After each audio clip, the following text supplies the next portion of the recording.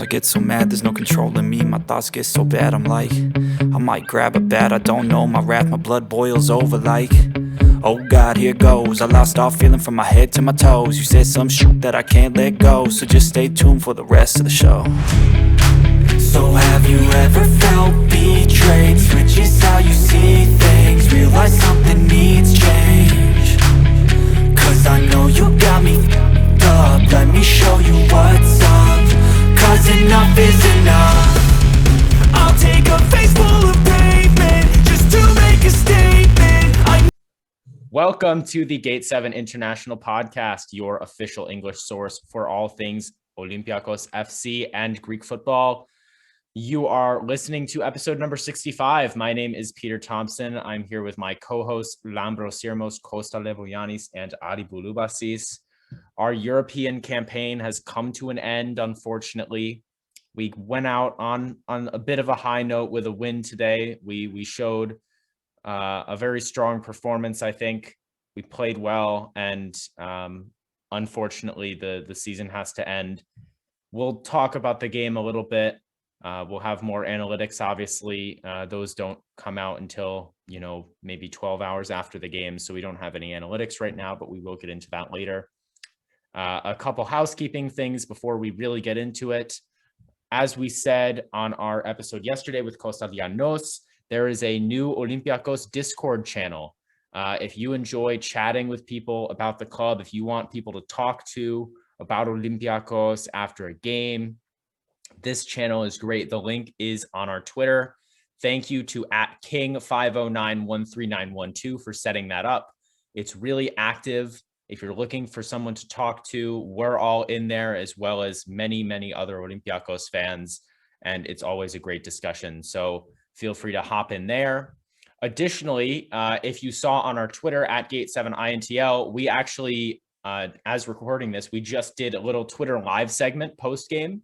We had a lot of fun with it. I want to just say thank you to everyone who came in and dropped by, said hi, left us a question. We got some really nice questions.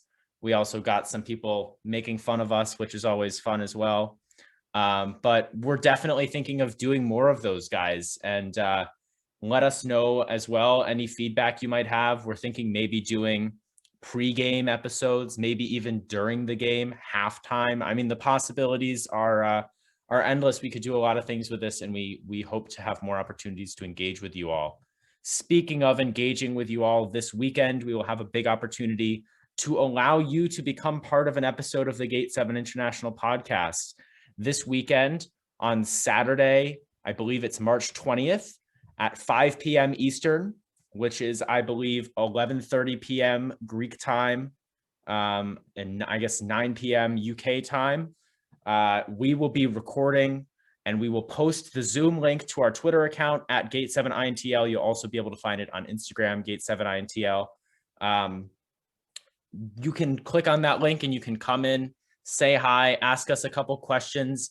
We will be joined by our good friend George, who many of you are familiar with from the last Boozing with the Boys over the holidays, at Life of George C on Twitter. And he's a close friend of ours, so we always have a good time. We'll be, letting loose a little bit and just having a good old time chatting about the club. Feel free to vent your frustrations if you have any, or just say your opinion on the club. We should enjoy that one. Additionally, thank you to our sponsor, Piraeus International. As always, Piraeus International has been helping Greeks ship to and from the motherland during COVID-19. Shipments to Greece are going out from Baltimore, Maryland every month. Fill any large U-Haul box, send it to our friends in Baltimore, and it will be shipped to the port of Piraeus for only $50. Better yet, fill any large wardrobe box and send it for $100. Give them a call at 410-675-4696 or send an email to sales@piraeusintl.com. Now, let's get into this game, guys. Olympiacos 1, Arsenal 0. It was not enough.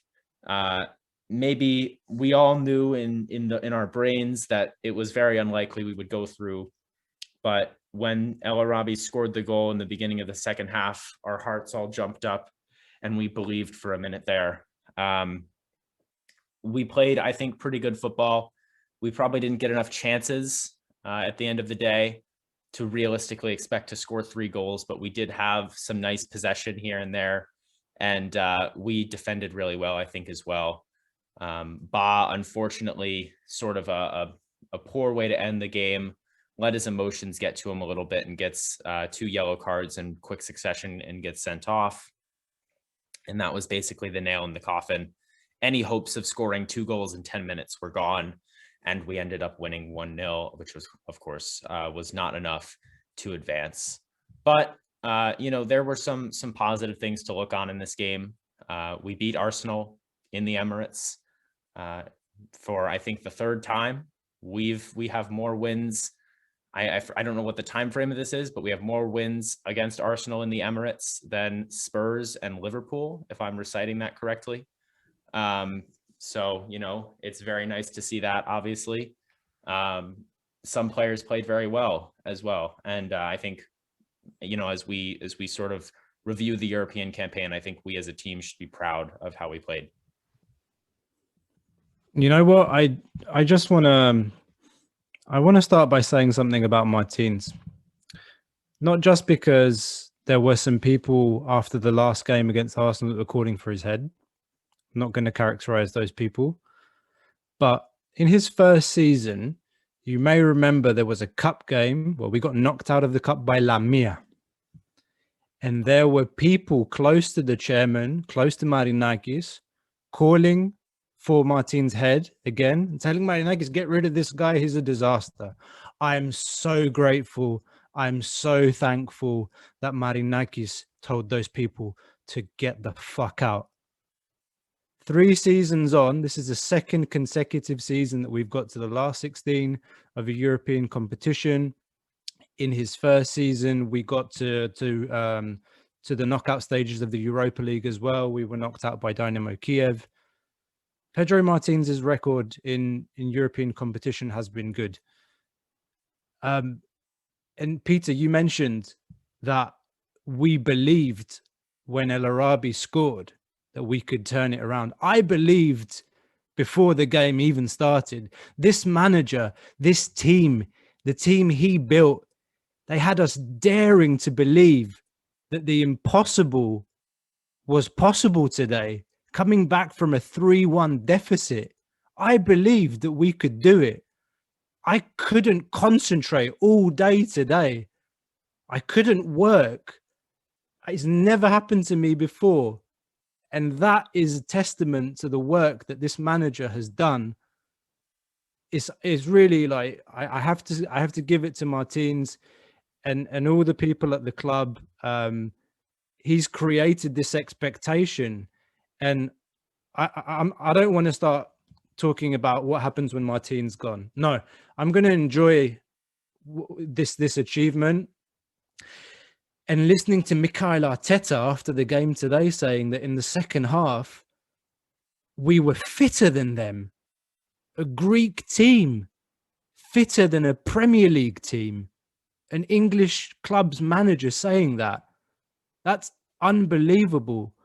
And guys, one last thing that I want to share with you and with all the listeners and all the fans. It took us 30 minutes to get out of the blocks. And that's because in the Greek league, we don't even need to come out of second gear to win games. And then when we play against teams like this, big teams with high pedigree like players, it's a different intensity. So we've got to be a little bit understanding of who where we're coming from. We're coming from a league where others can't compete with us. And the players, they don't need to come out of second gear, rarely. And that's why it took so much time in the first half to get going. And in the second half, I'm proud of the boys. I'm really proud of them. And I hope that, we have a good basis for next year. And no, hats off really to Martins and everyone today. When the game started, I'm even going to say it was almost 20 minutes in where I thought we started to at least get some passes together. Things were getting forward. I was believing at that point because that was the team that we know. This was the Olympiacos that we expected to see in the first leg. Now, obviously, we had certain limitations. Certain people were out. So it was virtually impossible to get that. But we knew that this is what the team was capable of. And I was so happy to see that. You know what? We won the battle, but we lost the war. And I'm happy coming away. Anytime the boys keep their heads held high, they march down that field, they work a team that has a budget, a total player budget, 9, 10 times above, 15 times above the transfer budget, whatever anybody else says about my math. I'm sorry. That takes heart. And credit to Pedro Martins instilling that mentality in the guys. They might not have had it the entire game in the first leg, but it was there today. Even down one man, down to 10 men, they were still running their asses off, still trying to make stuff happen.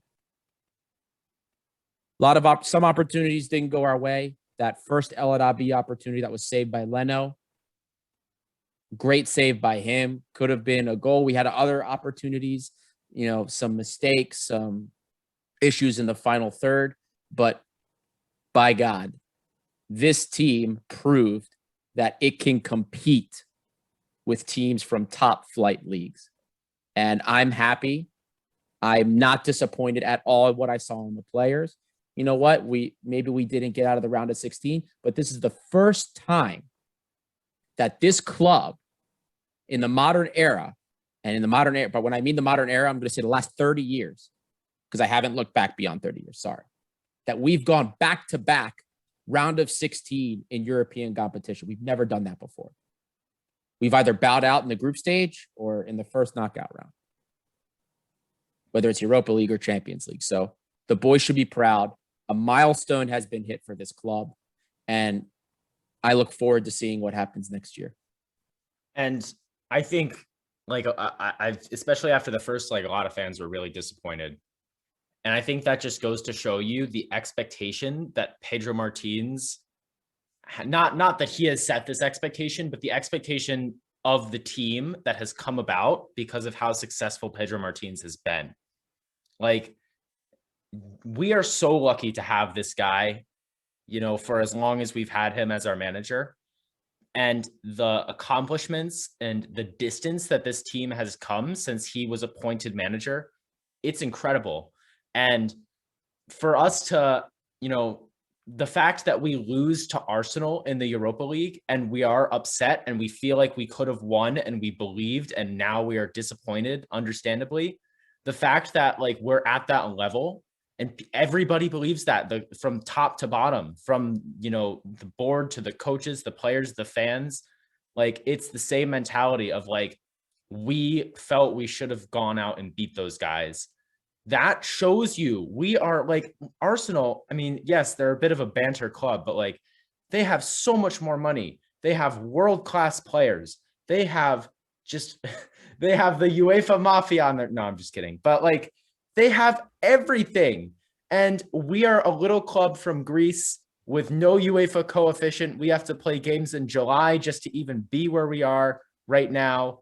Like, hats off to the team and hats off to the club. Now, I want to get into the actual game tactics a little bit, because we saw something really unique today, and that was the 3 at the back. And it was interesting because, you know, a lot of times the Greek press releases, like, oh, Martins is going to do this. Oh, Martins is going to do that. And a lot of times we don't see it. You know, Martins, he will try out different things, but he usually doesn't like to test something out in a big game like this. He usually sticks with what he knows.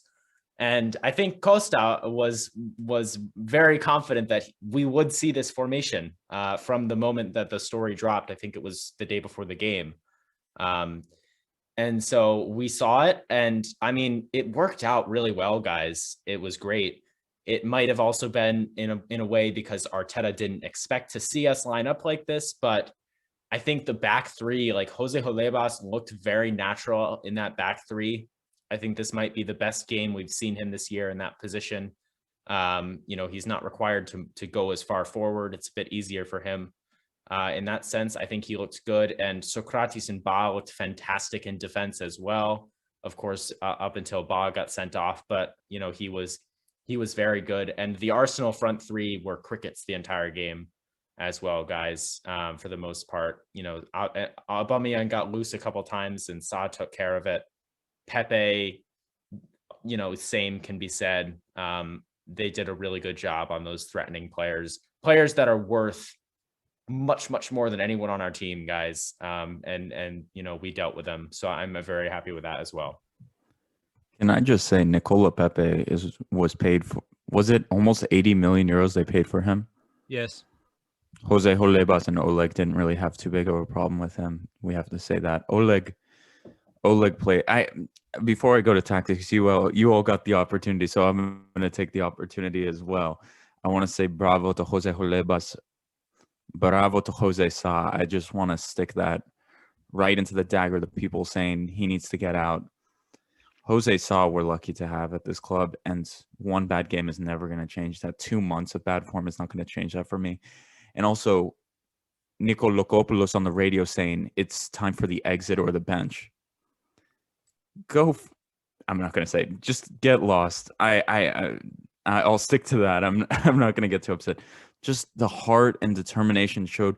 Oleg just didn't stop running up and down, up and down, up and down. Androutsos too, brilliant game from him. If he doesn't play for Greece, that's a joke.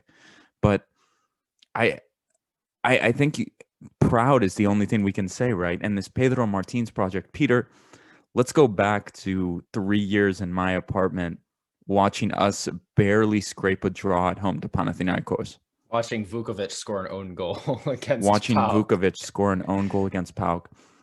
And I hit on this on the preview with Costa.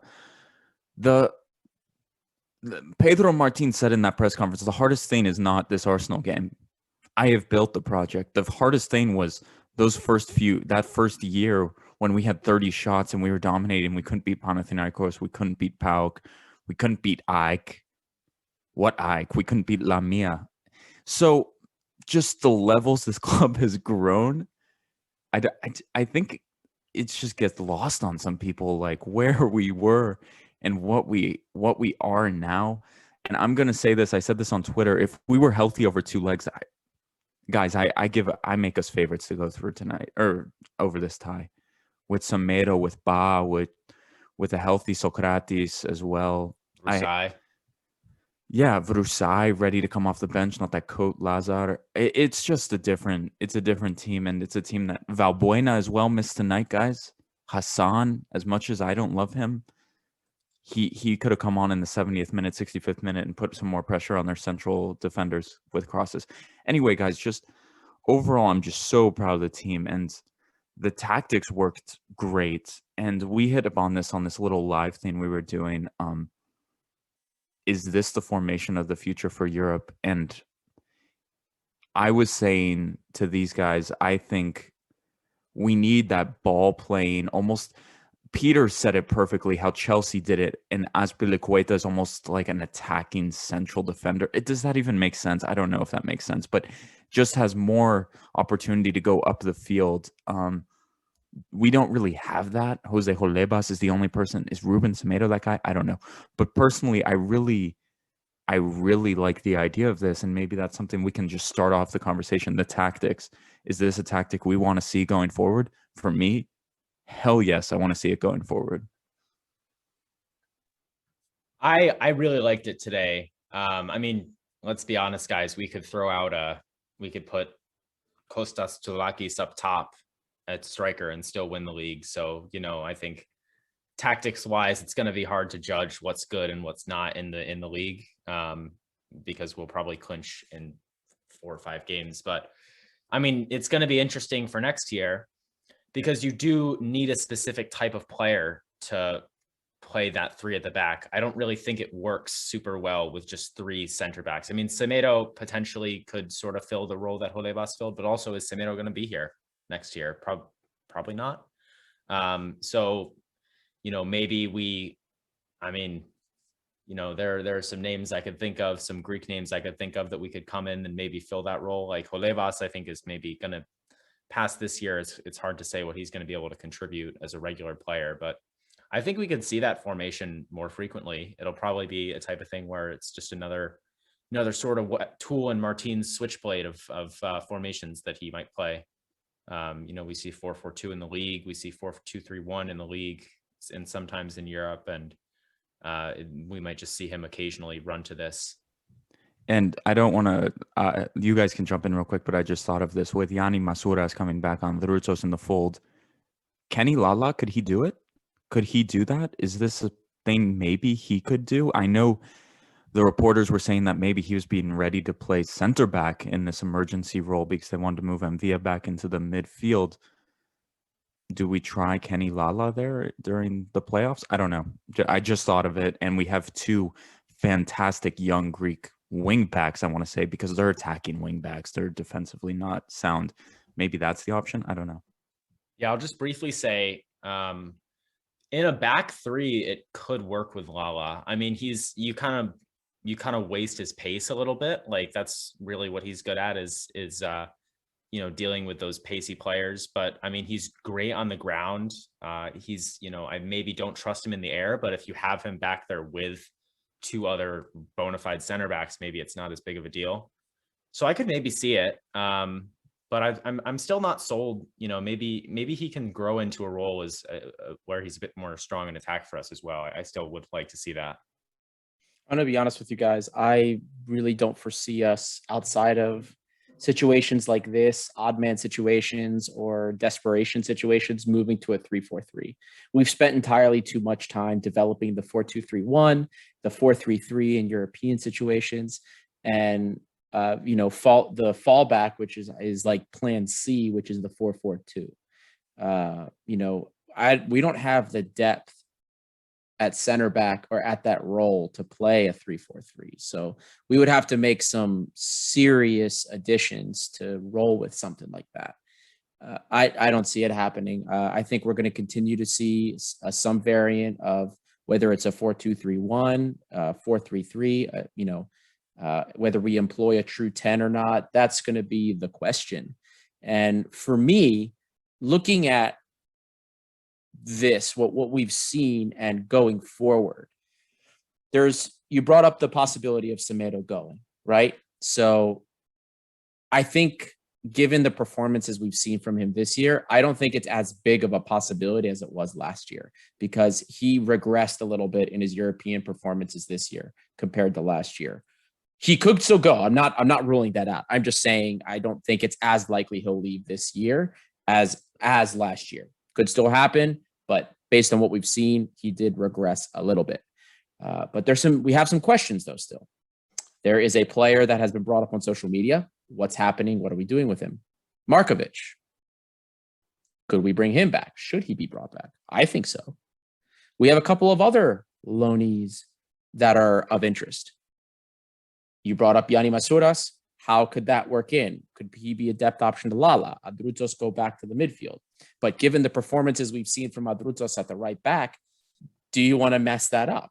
A lot of good problems to have. And then, of course, there's the young Serbian winger that has had a very interesting season over in second division Spain, Chumic. I got to tell you guys, even though I think that the football IQ isn't quite there yet, I don't think he reads the game very well. I got to tell you, though, guys, what I've seen, the tape that I've watched, I mean, the kid's footwork, his technical ability is stellar. I can't see him getting bought out over the season or at the end of the season. Is this a player that we also give a chance to? We let come back in and we see what happens. I see a lot of good problems for this club going into the next season, where we're going to have a much harder campaign ahead of us, more difficult, let's say, qualification campaign going into Champions League, given that we have to play literally 8 games to get into Champions League. And it's funny, Adi, like so many people on the live stream we did were asking about transfers. I think now that European campaign is over, people's minds go to transfers. And like we were talking a little bit about, some people were saying like bring Bruma back. I don't really think we want to do that. At least I personally wouldn't. Lambro, I know, is very outspoken against that as well. and there's also, as you said, Adi, like a few loan players. We also, and I don't know how he's been doing, but Ioannis Kosti is on loan in Super League 2. I don't anticipate he comes and plays for us next year, but he's also there. But I mean, I think even if Chumic is in, I think we need another winger. And I was proposing, I know Adi, you said Semedo might not go, but if we could swap Semedo for a winger of Semedo's quality, I think that would make our team a lot better. Even if Semedo is not worth what he was last summer, if we could bring in a real game changer at winger and lose Semedo and still have Sokratis plus Ba, plus potentially Markovic, plus Siovas, but I mean, that might not be a bad move, especially because, I just really hope they don't like buy out Bruma and then say like, oh, Bruma's our winger, because he's not going to cut it. But that sort of brings up that conversation too, is what are we going to do with the wingers? Because we need a real big time winger of Podence. We need someone like that on our team. And the transfer rumors are intensifying on the 18th of March. We haven't even reached the summer yet, and we're talking about transfers. But hey, that's everybody's favorite sport after the football, right? I just want to say something. Ari, you mentioned that you think the 3-4-3 or the 5-4-1 is something that we're probably not going to see a lot. I agree. In Greece, absolutely no reason why we need to play that formation. But in these kinds of games against bigger clubs from bigger leagues, I think that we're going to see more of this. And I think we saw today that this can work. And I mentioned this on social media earlier. Martins has this team, these players so well drilled. For me, I don't care if he goes out with a 3-6-1 or whatever formation you want. Every player in this team knows their role. And I have that belief that if Martins tries something in training, it's like, all right, if he tries it, it means he has a plan. He's communicated it to the players, and the players know how to go out there and execute it.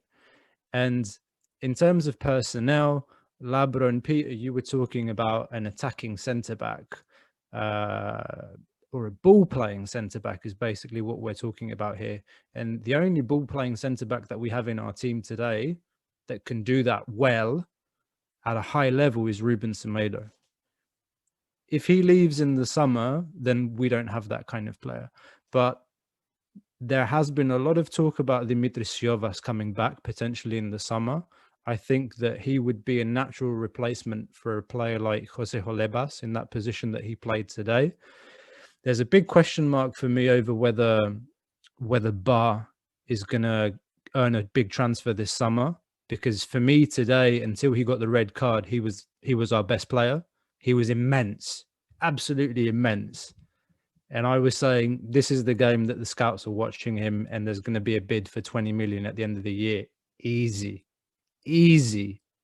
And then he cocked it up with his attitude at the end. We're probably going to come back to that later. Svetozar Markovic, he's a technical centre-back as well. He can play the ball out from the back. From the little that we've seen of him, it's like the Greeks say, Xeri bala. Like, he knows football. He can play with the football at his feet. So I think we have the players to play that next season, and I'm keen to see more of that. And I think it worked. It worked well. One player I was disappointed with over the two legs, Mady Camara. I expected more. I expected more from him in these two legs. I don't know if it's the pressure of the two games. I have to say as well that these guys have been playing for 2 years, non-stop. I know I'm not looking for excuses, but it has to be said. It's not only true of Olympiacos players, all football players. They've been playing 2 years non-stop, traveling to Africa for national team games. We have to be a little bit understanding as well of their situation. But again, I if I'm a little bit disappointed from anyone, it's Mady. To the point of Ba, agree 100%. Ba was amazing, and Sokratis too. I hope JVS watched this and saw what he left out of the Ethniki. I'm sorry, guys. I've been hearing what people have been saying. Oh, Sokratis said no. I don't believe it for a second. I'm sorry. 4 or 5 days after the interview, we're supposed to believe that JVS called him. The story has changed so many times. First, he asked him, Sokratis said no. Now it's, oh, I called him to tell him he's in the plans, but not now because the team settled. I don't believe it. It's all bullshit to me. I don't trust JVS. He's lied to us already. He's already failed from the Nations League campaign. I'm sorry, guys. That was a failure. It was a failed campaign. And I hope he watched, because Sokratis looked like an elite center back today. An elite center back, pocketing strikers that are making almost 20 million British pounds a year. Okay. In the meantime, he'd rather employ center backs like Svarnas. Gutas. Or Tsavelas. Oh, the best center back in the Turkish league. Ridiculous. Absolutely ridiculous. That's an elite center back you just saw. And we're going to be missing him. Now, as far as players I'm disappointed with, I'm going to say this. Mady has disappointed me since the break. I actually did a small breakdown of his stats, and we're seeing a little bit less production from him on a whole in almost every aspect than we did in the first half of the season even. But I will say this, and it does speak to maybe exhaustion and player fatigue. Mady's role as a midfielder is expanded this season. We're seeing stuff from him, and we brought this up in the past that we didn't see from him last season. Mady is now tasked with not just running the midfield in a box-to-box fashion, but he's stretching width too. Remember, when we were lacking the overlapping fullbacks, where was our crossing production coming from? Or the missing production? A lot of it was coming from Mady. That's not his job. He was doing it. He was making those moves. But Mady has become one of these not just all-purpose midfielders, not just a number 8. He's become an all-purpose everything. And his role has really expanded on the field. He does everything. So I think that we need to kind of go back to basics a little bit with him and define his role in the midfield a little bit, because we have given so much responsibility to him and put so much on his shoulders because we've taken for granted how talented and how much he can do as a player. And I think we need to bring that back in focus so that we can get the best out of him, because the poor guy just looks like he's dying. 75th minute, he is gassed. For a perfectly good reason. This poor guy is running for 90 minutes, like legit. He's tracking back on defense, getting back behind the ball, surging forward on the counter. I think that we need to be asking a little bit less of him if we want to get what we used to get out of him. And guys, not to be that guy, Mady also did get coronavirus around that point in the season. And I mean, it's always hard to say whether you're truly back at 100% in terms of your physical stamina as well. Like, we know this affects the respiratory system. Like, that could also be something, I'm not going to sit here and make excuses for him, but what I will say is he shouldn't be playing a lot for the rest of the year. Throw him in there in big games, let him play in his natural position, in a 2-man midfield with Jan and Villa, for example. Let him do that role that he's more natural to, and I think we'll start to see better performances out of him. And again, maybe we can get a real winger this summer so he doesn't have to take on the responsibilities that Adi was talking about as well. And then just one completely out of left field thing that I want to bring up with going back to the 3 at the back. From the reports, guys, it sounded like this was something that Martins adopted very, very recently.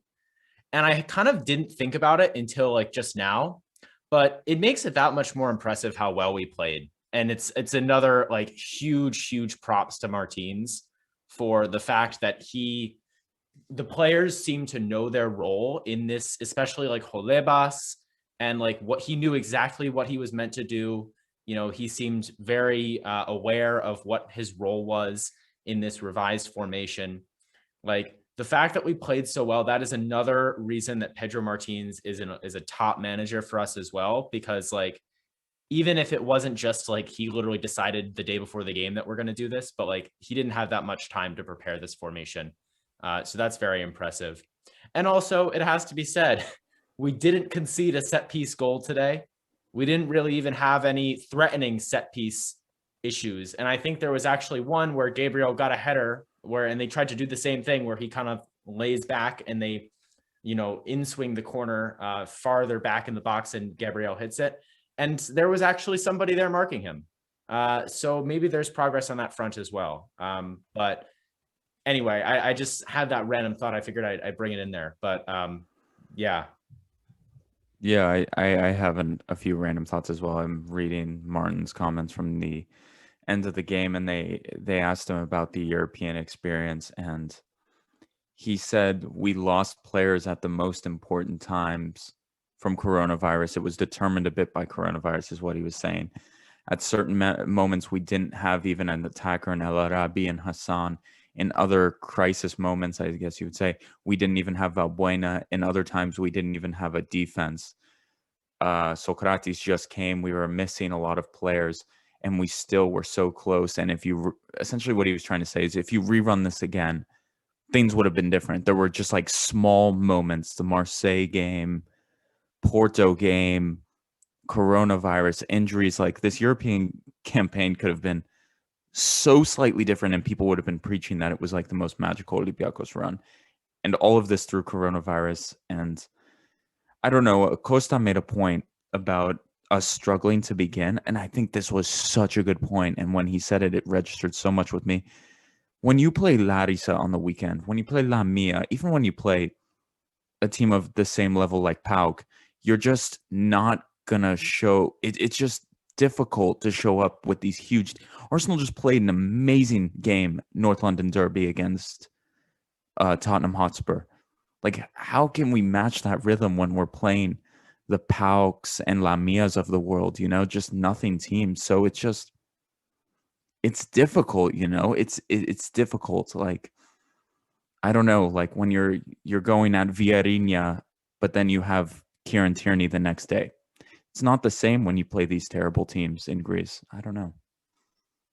You're 100% right. You're 100% right. I wanted to also, because we talked about a little bit about Pedro Martins and what it would be like to have to replace him. That's going to be the most difficult job that we have upcoming. We talked about this with Michael Vicini.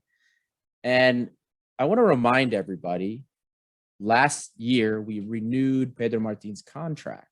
He's renewed till the end of the 2022 season. So after this season finishes up, we have him on contract for one more season. This is probably the most stable Olympiacos we have had in my lifetime. Bajovic was around for 3 years, and that was the last time we had a coach that stuck around for 3 seasons. So we're going to be losing if we can't figure out how to lock him up or get him to stay longer or find a great replacement. All of this work that's been done is going to go to waste.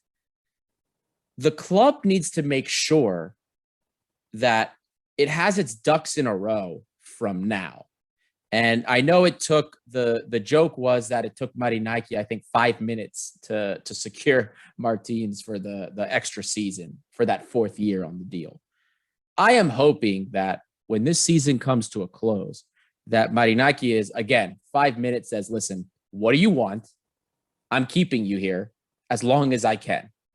And you know what? Maybe Martins is going to say, you know what? I have an offer. I'm going to go somewhere else.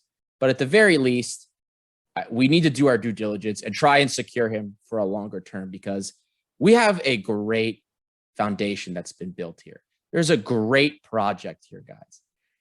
We have been bringing players in, selling players off for incredible profit margins, getting other players in, identifying them. We have an owner now that isn't just buying players and forcing a coach to deal with it. Martins has finally set the precedent of, no, I'm picking the players. That's it. I'm not dealing with these random people. So much great growth and evolution has been occurring at this club under Pedro Martins. And I want everybody just to remember that there is a time limit until something is done. We may only get one more year of this. So keep that in the back of your minds as we're continuing to watch the rest of the friendlies we play this season, win our friendly title, because this is going to be the big problem we have to face, not just going into the next season, but as next season progresses. And guys, I mean, I don't know if we want to talk about this. It's probably something that we don't want to acknowledge, but in the event that he does leave, I mean, I think any club in the world would be lucky to have Pedro Martins as their manager. I truly believe that. Peter, can I jump in right here? He's better than Mikel Arteta today. I just have to put, would Pedro Martins have that team with that talent in 11th place? Are you kidding me? Are you kidding me? The amount of talent that is in that team, Pedro Martins would have whipped those clowns into shape so fast. That team should not even be considered with the talent levels. Are you kidding me? Are you kidding me? Pedro Martins would be taking that team far. That team would be in top 4 right now. I was thinking that during the game, like watching that. Pedro Martins deserves a massive job. Valverde-esque, a big team. I think he has built a project too. It's not just he's the manager. He's built a project. And someone with a lot of money and one of these big clubs in England is going to have to realize this, because this is not Marco Silva here for the year and did decent in the Champions League. This man has built a project from the ground and has made Olympiacos one of the best 30 teams in Europe. I think that's a fair statement for me. And where would he take that Arsenal team? Far.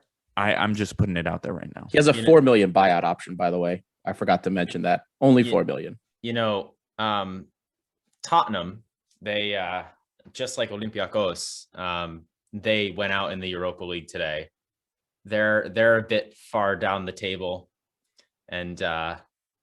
Mourinho there, there might be questions to be asked of him. That's maybe a situation to be monitored. I'll just say that. Do you know what Mourinho's release is if he gets fired? You know how much money he's going to get?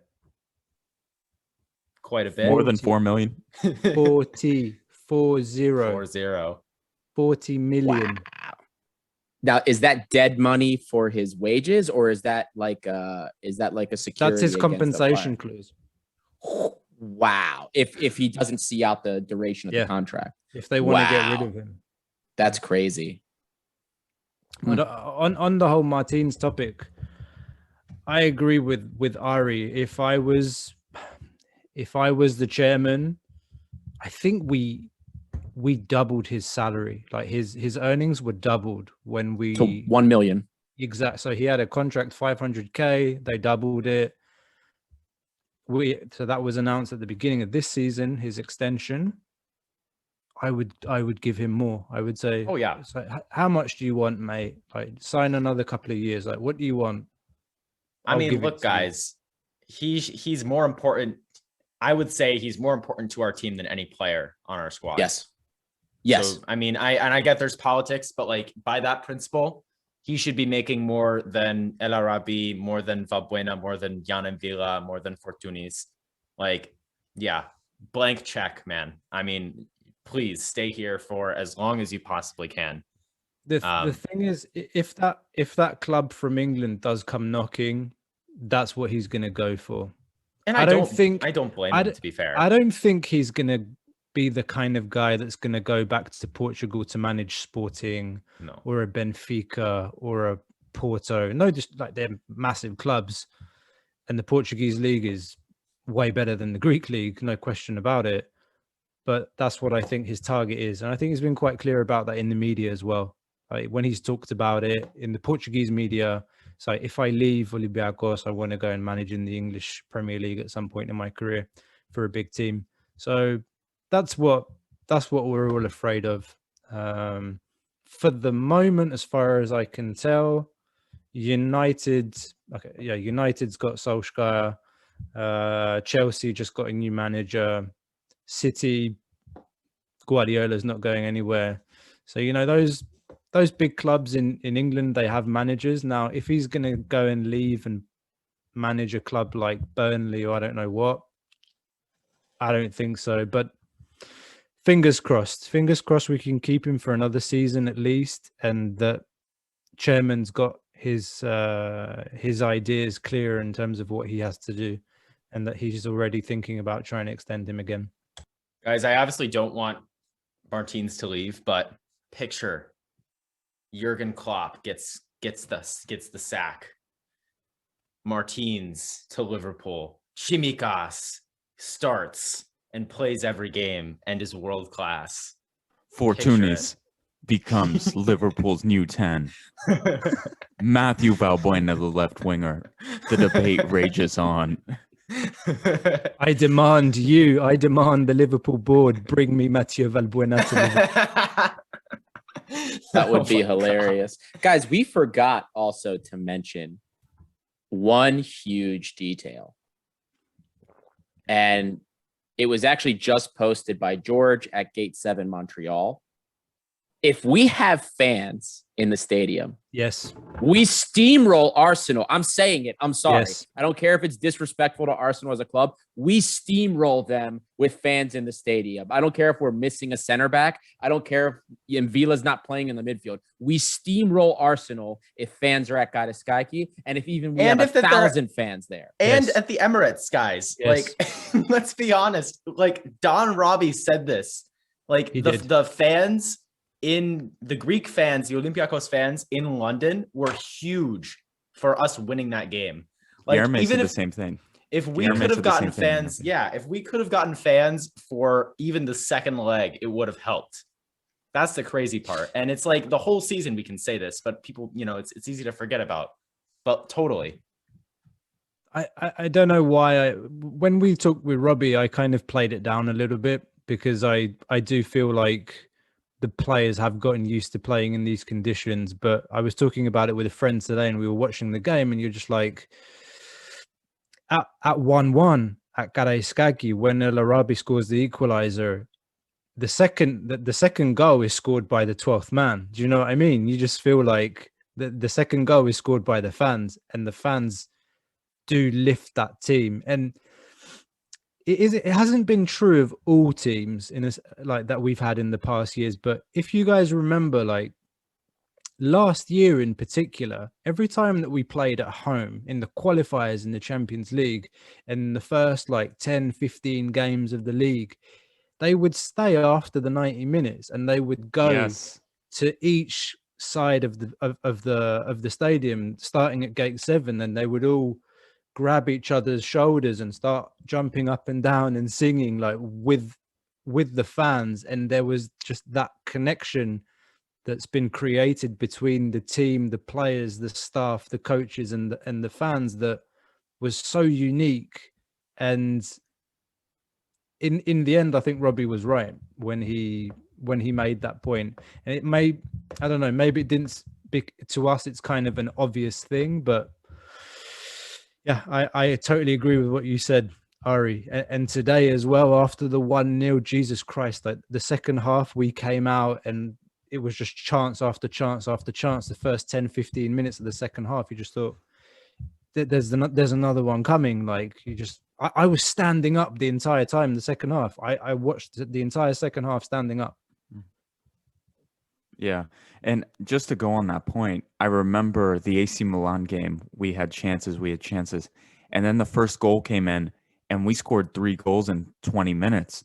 And that was the fans. Like you could see the AC Milan players were crumbling under the pressure, I remember that so much.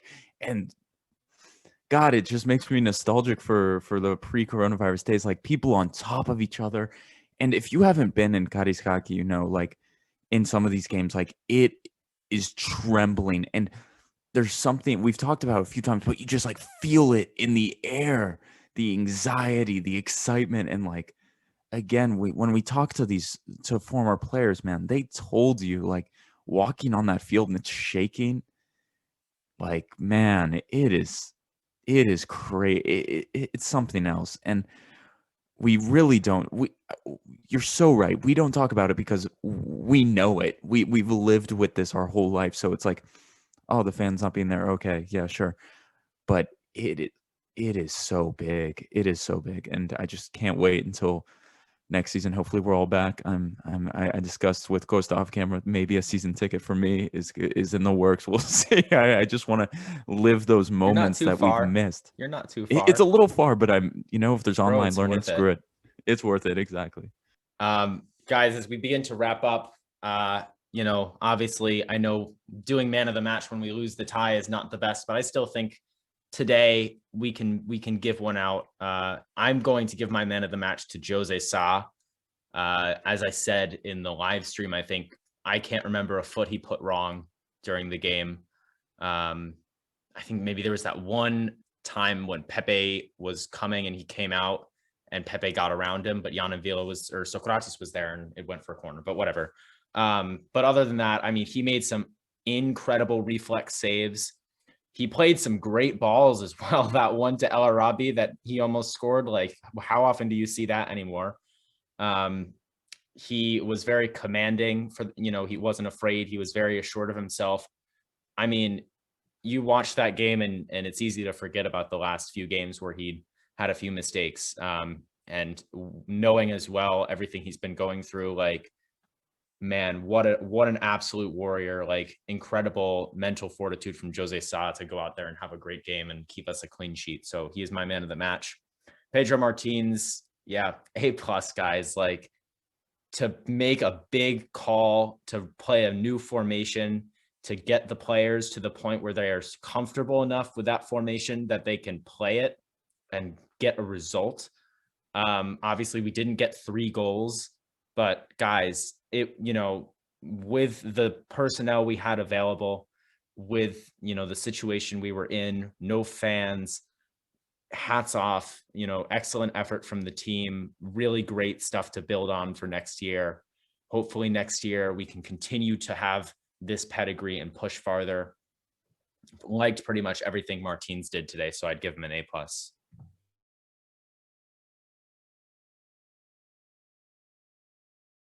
Who's next? I guess I'll go next, guys.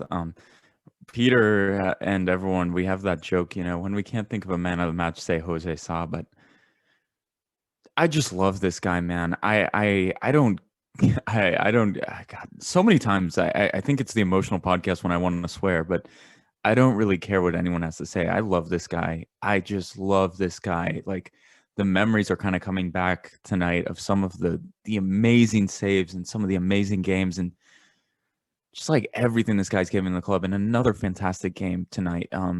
Themis Kesaris did a tweet too about that Aubameyang. He was on one-on-one. Jose Sa played perfectly. Aubameyang missed the chance, but he played it so perfectly, made his body so big. It was brilliant. It was a masterclass from Sa tonight, guys. I'm so proud of him. And I really hope he gets that message from the fans, because I think if there were fans at Kariskaki on Saturday, there would be a lot of Jose Sa, ole, ole, ole. There would be a lot of cheering for him to back him. And I hope he gets that message over social media. Man of the match for me. Also, if Ba doesn't get it sent off, I think he's competitor too as well. And Sokratis too. All of them. And Sokratis, of course, just fantastic from them. And Martin's A+. Just, we nitpick sometimes, and sometimes it's warranted. Then play Kuipers more, man. Just play Kuipers more. But other than that, A+ for Martins. It was a fantastic game, and we almost had him. We almost had them, and things could be different. Maybe next year they are. And next year, I don't know. I'm gonna go to bed dreaming tonight, because I think we can do something special next year. I'll Costa? take it this time before Costa takes my man of the match. So, Ba, honestly, before the red card, it would have been Ba, but I'm definitely going to go with Sokratis instead. The number of times Sokratis just came out of nowhere, pickpocketed somebody, ripped the ball out, blocking shots. He was everywhere. He was the brick wall. JVS, you done fucked up. That's your center back. That's your captain. My man of the match. And I'm also going to do a flop of the match too. maybe this is going to be a new trend. My flop of the match, and there's context, Kostas Fortounis. The first time you will ever probably hear me say something this negative about him. This was your chance, Costa. This was your chance. Not you, Costa, obviously. I love you. But Fortuny, this was your chance, buddy. This was your chance to do something special and do something magical. And you did nothing. There's probably some excuses, and some people probably get upset with me for saying this, but he was my flop of the match. This was his chance to take this game, whip it on its back, and thrust his will upon it. My flop of the match, Kostas Fortounis, and coaching grade for Martins. It's an A. Uphill battle, caught Arsenal off guard, and constantly had them on the back foot. That's it. A for Martins. Should have been a win. Or, sorry, should have got more goals. It was a win. You guys made my life easy, I guess. Well, let me try and be a little bit different, or maybe bring up a player that none of you brought up today, Jan Villa. He's very, very, very, very good in the midfield. He's so good, God damn it. He's so good. What I say from Ammonia, none of you clowns believe me, huh? No long balls. From the very start, I said Jan Villa's class. Adi, looking at you, Y-Scout bullshit. Anyway. We didn't see a lot of those like long diagonal balls, but it was just great to see him back in the midfield, breaking up play and looking to set the team up on a counter quickly. And, you know, he was just like that ferocious lion in midfield. And the amount of times that I saw him diving in for tackles and winning the ball. And no, really, I thought he had a decent game in midfield. I thought there were moments in the game that he was really carrying Mady as well. So I want to give him a shout out. I think in the end, for me, I think Ba would have been my man of the match today, if not for the red card. Like, standout performance. If I'm a scout watching that game, I'm looking at this guy and thinking, who the hell is this guy? Put him on my shortlist. How much is he worth? I want to find out more. And then I see the red card and think, okay, this kid's got mental issues. I don't mean that in a bad way, but like he's still immature. And that set him back. Then, who's my man of the match? Jesus Christ. Ari, God damn it. Sokratis was brilliant, man. It's like, you just expect it. I expect it from him. Maybe I wasn't sure when we signed him how long it would take for him to get to that level that we saw today and the last game against Arsenal. But if there was any shred or slither of doubt in my mind about his ability and whether he was still capable, my God, did he prove the doubters wrong today and the game against Arsenal. And JVS, go suck on it. Like, you and Gramenos, you can go and fuck off on the 27th of March when the elections are coming. Crawl back down into that hole from whence you came and never poke your head back out. I'll stop there. But Jose Sarr gets my man of the match. Fair. Can I give a shout out to, I know the fans did it last year, and you guys meme me all the time, but I would go to the airport for the team for that performance. I know if there was no coronavirus, like, I feel like that team deserves to be welcomed back for the fight they shown through everything this year. And I don't know, maybe that's a bit too much for you guys. Maybe people think it's like a joke to go greet a team that didn't make it through, but they just gave everything. Maybe it's just, I'm just so goddamn proud of this team. Like, I love this team so goddamn much. And there's times I have not loved an Olympiacos team.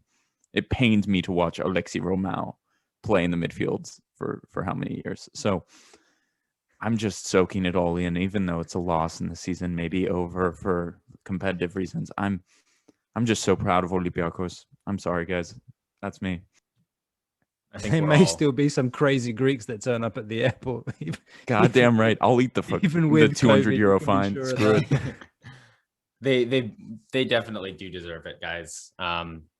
Yeah, as we begin to wrap up, not just on this podcast episode, but on the European campaign for this season, very, very tumultuous campaign from, thinking we could get second in our Champions League group, from the Hassan magic against Marseille to the UEFA Mafia Dimitri Payet penalties and scraping into the Europa League, to thinking we were going to go out without any shot in the Europa League, to think we were going to have to trot out Jose Olivas and Rafinha, and then the magic against PSV and getting this far.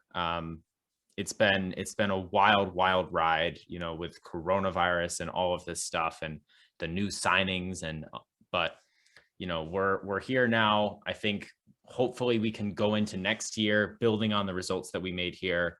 The core will have more time to build together. Sokratis, as we've said, is like, guys, he's probably like the best center back in the Super League at this point, guys. Like the level he's reached, he is right where, he used to be when he was playing for Arsenal. So anyway, thank you everybody for listening or watching, if you're watching on YouTube as well, especially if you've made it this far. Continue to interact with us on social media, Gate7INTL on Twitter, Facebook, Instagram, and Reddit.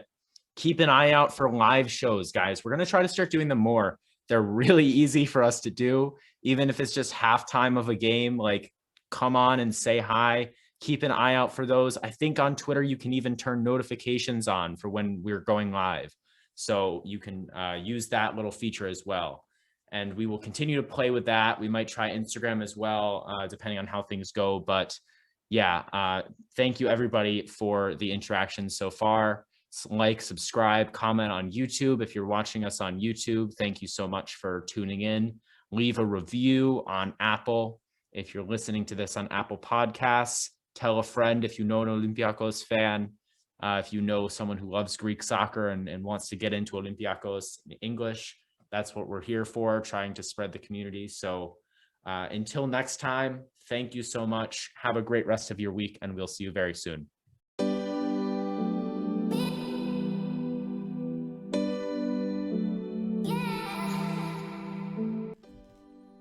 You just listened to an episode of the Gate 7 International Podcast, a podcast connecting Olympiacos fans from Brussels to Tokyo, from Toronto to Geneva. We are 4 Olympiacos fans from every corner of the world, bringing you news and interviews of the team you love in English. With new episodes twice a week, you will never miss out on the latest updates and stories of the team you love. If you liked what you heard, make sure to follow us on social media at Gate7INTL, give us a subscribe on YouTube, or even leave a review on all our podcast channels. Until next time, this is our team, our city, and our story. Θρύλος είσαι. Στο μυαλό κάτι μαγικό.